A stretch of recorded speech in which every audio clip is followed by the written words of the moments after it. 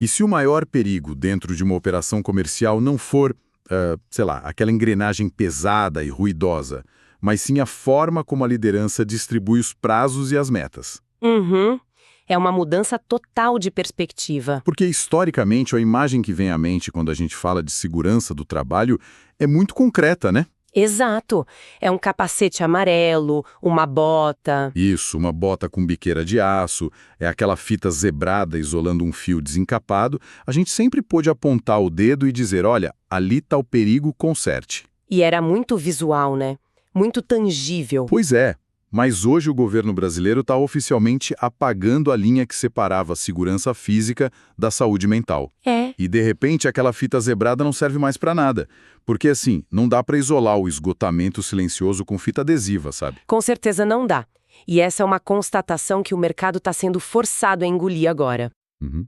Nós deixamos o terreno do risco puramente físico e entramos de vez na área dos riscos organizacionais e psicossociais. Que são invisíveis, né? Totalmente invisíveis, a olho nu, mas que quebram o ritmo de qualquer operação com a mesma força tipo de uma máquina pifada. Certo, vamos desempacotar isso. A nossa imersão de hoje vai mergulhar de cabeça nessa virada de chave gigantesca. Vamos lá. Nós estamos nos debruçando sobre um documento bem fresquinho, divulgado em 30 de abril de 2026 pela Secretaria de Inspeção do Trabalho, lá do Ministério do Trabalho e Emprego. O famoso MTE. Exato. É um material oficial focado no gerenciamento de riscos ocupacionais, o GRO, e no Programa de Gerenciamento de Riscos, o PGR. Que são siglas que quem trabalha na área já conhece de trás para frente, mas agora com um peso novo. Isso. E, basicamente, o governo publicou uma lista de diretrizes definitivas, são 22 respostas oficiais, respondendo a grandes dúvidas do mercado sobre o capítulo 1.5 da NR1. Uhum. A nossa missão aqui é tirar todo aquele juridiquês desse material e entender como, na prática, a saúde mental foi cravada nas regras do jogo de forma definitiva. E olha, não dá para subestimar o impacto disso para nossa audiência, viu? Sério, é tão grande assim? Muito. Qualquer pessoa que lidere uma equipe, que seja dona de um negócio, ou que simplesmente queira entender como vai ser o futuro do trabalho no Brasil, precisa dominar isso. Não tem como fugir. Não mesmo. Não estamos mais falando de campanhas motivacionais ou de oferecer yoga na sexta-feira à tarde. Aquela mesa de ping-pong na firma. Isso, a mesa de ping-pong não é mais sobre isso. Estamos falando de exigência legal pura e dura. O governo passou a cobrar a prevenção do adoecimento mental como um requisito básico para a empresa poder operar. Caramba, então, para a gente começar a entender essa teia, acho que a primeira parada obrigatória é saber o tamanho da rede. Boa. Para quem essas regras foram escritas e onde exatamente elas operam.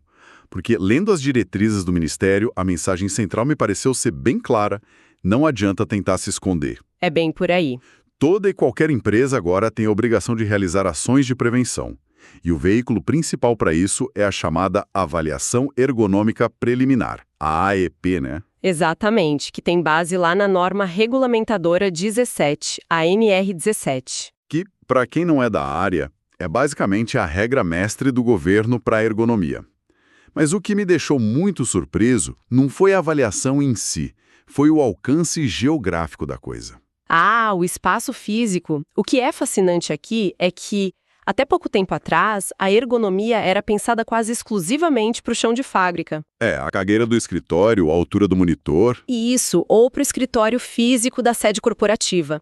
Mas essa nova diretriz deixa cristalino que isso abrange o trabalho remoto, os modelos híbridos e o teletrabalho. Peraí. O ambiente que precisa ser avaliado é onde quer que a atividade esteja acontecendo. Mas peraí, como uma empresa gerencia um risco se a pessoa está sentada, sei lá, na mesa da própria cozinha, com o notebook aberto? Uhum. O gestor não tem controle se o cachorro do vizinho está latindo ou se a cadeira que a pessoa comprou é ruim. Isso me parece uma exigência quase impossível de fiscalizar. Então, esse é um ponto de confusão muito clássico. A empresa não vai bater na casa do trabalhador com uma prancheta para inspecionar a cozinha dele. Ufa, ainda bem. Pois é. A legislação agora reconhece formalmente que o perigo não mora apenas na cadeira ou na altura da tela, mas na dinâmica organizacional que a empresa acaba exportando para dentro da casa da pessoa. Ah, dinâmica organizacional, como assim? Pense numa analogia com a engenharia civil. Tá, Assim como um engenheiro calcula quanto pesa um pilar de concreto suporta antes de começarem a surgir microfissuras, sim. as empresas agora precisam calcular quanta ambiguidade de função, quanta carga horária invisível ou quanta pressão por metas uma equipe remota suporta antes de surgirem microfissuras psicológicas. Nossa, Entende? É a carga de trabalho, a clareza do que a pessoa tem que fazer e o direito à desconexão que estão sob avaliação. entendi. Então o foco muda do espaço físico de tijolo e cimento para a arquitetura do trabalho em si. Perfeito, é a arquitetura da rotina. E por falar em arquitetura, tem um cenário que o documento aborda que me chamou muito a atenção, a terceirização. Ah, esse é um ponto nevrálgico. Eles usam um exemplo de um canteiro de obras. Se uma construtora contrata uma empresa de elétrica terceirizada, a construtora precisa incluir no seu próprio mapa de riscos do canteiro os fatores psicossociais que afetam essa equipe que nem é dela. Exatamente. E a lógica por trás disso é genial. O Ministério do Trabalho adota uma visão ecológica do ambiente laboral. Ecológica. No sentido de ecossistema. Pensa comigo, se a equipe de elétrica terceirizada sofre com pressões absurdas de cronograma, trabalhando à beira de um esgotamento severo, essa equipe está operando dentro do ecossistema da construtora. Está dividindo o mesmo espaço, o mesmo refeitório. Isso. E o estresse e a desatenção de um operador de elétrica afeta diretamente a segurança do colega que está no andame logo ali, do lado.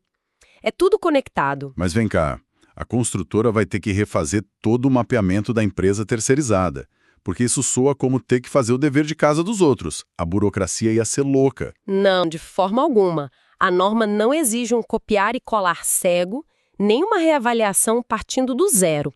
A palavra-chave aqui é a integração das interfaces. Interfaces. Sim, o gestor do canteiro precisa olhar para os riscos que já foram mapeados pela empresa contratada, no PGR deles, e garantir que as medidas de controle conversem entre si. Dá um exemplo prático. Por exemplo, se a terceirizada relatou lá no documento dela que a falta de comunicação sobre mudanças no projeto pela construtora gera picos de estresse perigosos para a equipe deles, Tá. a construtora tem a obrigação de ajustar essa interface de comunicação. Não é cuidar da folha de pagamento do outro, é ajustar a convivência. Faz muito sentido. O risco não respeita a cor do crachá da empresa, né? Ele simplesmente acontece. Exatamente. Agora, sabendo que essa regra alcança desde o home office do cara da TI até a terceirização pesada na construção civil, a próxima grande dúvida é sobre a execução. Quem vai colocar a mão na massa? Isso.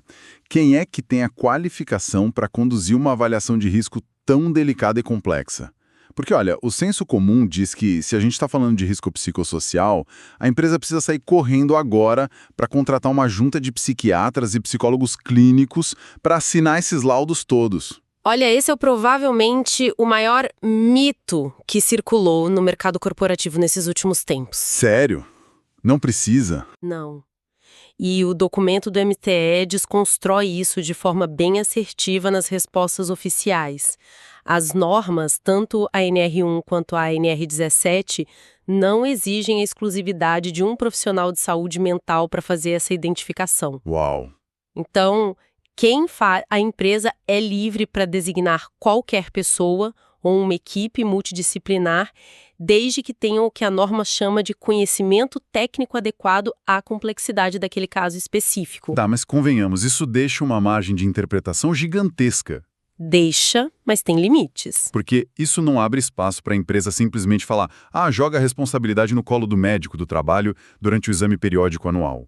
O funcionário vai lá, senta na marca, o médico mede a pressão e pergunta: e aí, tá muito estressado? O funcionário diz que sim e pronto, risco mapeado no sistema. Fim de papo. Aí é que muita gente escorrega bonito e as penalidades vão ser muito severas para quem confundir essas coisas. Isso levanta uma questão importante, porque o Ministério é taxativo sobre isso. O que eles dizem? Eles deixam claro que o exame médico periódico não substitui, em hipótese alguma, a avaliação de riscos psicossociais do ambiente. São coisas separadas. Mas por que não, se o objetivo final de tudo isso é evitar que a pessoa adoeça, quem é melhor que o médico para atestar se a cabeça da pessoa está bem ou não? Porque os objetivos são fundamentalmente diferentes, sabe? O exame clínico, aquele individual, ele é protegido por sigilo médico absoluto. Ah, claro. A ética médica. Exato. Ele tenta rastrear se aquele indivíduo específico já está apresentando sintomas. Já a avaliação de riscos, que as normas exigem, é essencialmente preventiva e tem foco no ambiente e na organização como um todo, não no indivíduo isolado. Ah, agora eu entendi. Seria como, dizer que o médico do trabalho serve para tratar a queimadura na mão do funcionário, enquanto a avaliação de riscos serve para investigar por que diabos o fogão continua ligado queimando todo mundo que passa perto dele na cozinha. Nossa, perfeita metáfora. É exatamente isso.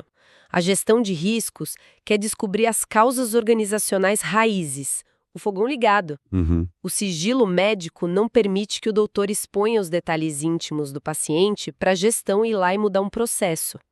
Por isso, a avaliação ambiental tem que caminhar de forma independente da clínica. E é justamente nessa investigação do ambiente que a gente entra na grande polêmica das ferramentas. Polêmica. Gosto. É que muitos gestores adorariam uma solução rápida, sabe? Aquele estilo plug and play. Sim, eu aposto que a primeira ideia de 90% das empresas é criar um questionário de múltipla escolha. Com certeza. Coloca lá umas perguntas com carinha feliz, carinha triste, carinha neutra. Dispara um link por e-mail para a equipe inteira todo semestre. Gera um gráfico em formato de pizza super bonito e coloca numa pasta escrito Gestão Psicossocial Concluída, resolvido. Isso funciona? De jeito nenhum. O documento fala expressamente que a aplicação de um questionário padronizado de forma isolada não serve como prosa de gestão. Instrumentos de pesquisa de clima ou de estresse têm limitações metodológicas muito profundas quando são usados sozinhos. Mas qual é a limitação? Se a pesquisa for anônima, as pessoas teoricamente vão dizer a verdade, não vão? Até certo ponto, sim. Mas existem vieses gigantescos aí. Tipo o quê? Primeiro, há o medo crônico de retaliação em ambientes que já são tóxicos, mesmo quando o RH jura de pé junto que é anônimo. As pessoas desconfiam. É, o famoso vão rastrear meu IP, exatamente. Segundo, existe a fadiga de pesquisa. A pessoa recebe tanto formulário que marca qualquer carinha só para poder fechar a aba e voltar para o trabalho que está atrasado. Quem nunca, né? Pois é. E terceiro, existe algo muito perigoso, próximo a um efeito Dunning-Kruger emocional. Como assim? Às vezes, a equipe está tão imersa, mas tão imersa, em uma rotina caótica e estressante, que eles acabaram normalizando o absurdo. Ah, síndrome do sapo na panela fervendo. Isso, eles nem percebem mais que aquele nível de carga mental é um risco. Acham que trabalhar é assim mesmo.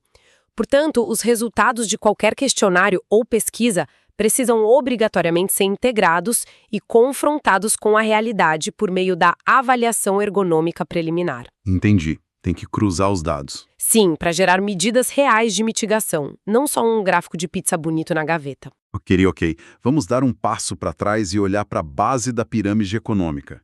Porque se as grandes corporações, cheias de recursos, não podem resolver isso só com um formulário online, imagina como fica a situação de uma microempresa. É um desafio e tanto. A sensação que dá, lendo as exigências, é de que o dono de uma padaria de bairro ou o gerente de uma pequena clínica vai ser soterrado por papéis. As burocracias vão esmagar os pequenos negócios no Brasil. A preocupação é super válida, porque a gestão não é feita só de teoria falada. Sem os documentos estruturais, como o inventário de riscos e o plano de ação, a empresa não comprova nada perante a lei. Palavras o vento leva, né? Exato. No entanto, o normativo traz um fôlego para os pequenos, para microempresas e empresas de pequeno porte, as MEs e EPPs, que se enquadram nos graus de risco 1 e 2 e que já possuem algumas dispensas pelo Regulamento Geral da NR1, a avaliação ergonômica preliminar sozinha pode atuar como o documento de evidência. Ah, já diminui a papelada. Diminui. E um detalhe crucial: não existe uma planilha oficial engessada que o governo obrigue a usar. Isso significa que cada um pode criar seu próprio método de registro? Sim, desde que obedeça aos critérios técnicos básicos. Inclusive, o Manual de Gerenciamento de Riscos, que foi atualizado pelo governo agora em 2006, traz modelos exemplificativos que servem de bússola para quem não sabe por onde começar. Aqui é que a coisa fica realmente interessante. Porque eu fico imaginando a aplicação técnica num microcosmo, sabe? Uhum. Imagina um consultório odontológico pequeno. Ter o dentista e, sei lá, 2 pessoas trabalhando na recepção. O MTE espera que esse dentista contrate uma consultoria externa para rodar grupos focais e aplicar metodologias acadêmicas sofisticadas com 2 pessoas? Felizmente não. O texto é bem lúcido quanto a isso. Em grupos muito pequenos, tentar forçar metodologias desenhadas para grandes empresas é um tiro no próprio pé. Com certeza. Tentar fazer um grupo focal com 2 pessoas para falar sobre pressão no trabalho destrói completamente o conceito de anonimato e sigilo. Ninguém vai reclamar do chefe com o chefe sentando na mesma mesa, olhando na sua cara, com só mais um colega do lado. É verdade. O anonimato ali é 0. É só olhar para o lado para saber quem falou. Então, como é que o dono do pequeno negócio mapeia esse risco sem quebrar a confiança? O diálogo aberto. A adaptação metodológica é permitida e incentivada. Observação e diálogo. Sim, a padaria não precisa de algoritmos de RH complexos. Ela precisa que a gestão observe, no dia a dia, se os funcionários estão pulando as pausas para o café porque a demanda de clientes está mal calculada e, a partir daí, ter conversas francas sobre como melhorar o fluxo. Isso, se for devidamente documentado, é uma gestão de risco super válida e robusta para aquele tamanho de negócio. Faz todo sentido, é o simples bem feito. E de quanto em quanto tempo isso precisa ser feito? Existe, tipo, um alarme no calendário do Ministério do Trabalho que toca a cada 6 meses exigindo uma nova avaliação mental? Não há um prazo exclusivo e isolado só para o risco psicossocial. Ele entra na regra geral da norma regulamentadora 1. Que é de quanto tempo? O processo precisa ser revisado, no mínimo, a cada 2 anos. Ah, 2 anos, ok. Mas atenção, a única exceção é se ocorrerem gatilhos antes desse prazo. Gatilhos, tipo o quê? Por exemplo, uma mudança radical na estrutura organizacional da empresa, a introdução de uma nova tecnologia que mude completamente a rotina de trabalho das pessoas, ou, claro, se os indicadores de saúde despancarem. Se o absenteísmo disparar. Exato. Se de repente muita gente começa a entregar atestado, você não vai esperar os 2 anos para revisar o plano. Lógico, olha, toda essa teoria soa muito elegante, né? Mapear o home office, não usar apenas os exames médicos, esquecer os questionários rasos, adaptar tudo para a realidade de uma lojinha. Mas o mundo real é implacável. Muito. E o momento de tensão ácima acontece quando o auditor fiscal do trabalho decide bater na porta da empresa. O famoso momento da verdade. O que acontece nesse juízo final da fiscalização? Bom, o primeiro ponto a esclarecer é que as consequências deixaram de ser apenas puxões de orelha morais. Acabou a fase do aviso amigável. Acabou. Ignorar essas obrigações agora acarreta autos de infração, multas pesadas e as penalidades que estão descritas lá no artigo 201 da CLT. Eita. Que podem envolver, em casos extremos, até paralisações e embargos de atividades. O Estado não está mais recomendando que a empresa cuide do ambiente. Ele está cobrando a conta na ponta do lápis. Mas como um auditor fiscaliza, sei lá, a pressão por metas ou o microgerenciamento de um diretor? Porque para maquinário ele tem um checklist claro, né? Ele olha e vê a serra elétrica tem proteção ou não tem. Uhum. Ele não pode simplesmente puxar um formulário nacional padronizado de multas psicossociais, certo? Exato. Não existe esse checklist nacional rígido para questões organizacionais, porque cada empresa funciona de um jeito. E é por isso que a fiscalização foca na suficiência técnica e na coerência. Coerência. O auditor não vai chegar exigindo que a empresa use o software de RH caríssimo X ou Y. Ele vai analisar a metodologia que foi escolhida pela empresa e vai perguntar isso faz sentido para o tamanho dessa operação? Tá. Mas o principal filtro que a auditoria usa é o confronto documental. Confronto documental? Como assim? Eles cruzam o que está escrito no papel com a realidade nua e crua do chão de fábrica. Ah, entendi. O auditor verifica, por exemplo, pelas entrevistas, se os trabalhadores participaram ativamente do mapeamento. Teve entrevista com eles? Teve escuta ativa? Eles checam se o RH não inventou tudo da própria cabeça? Exatamente.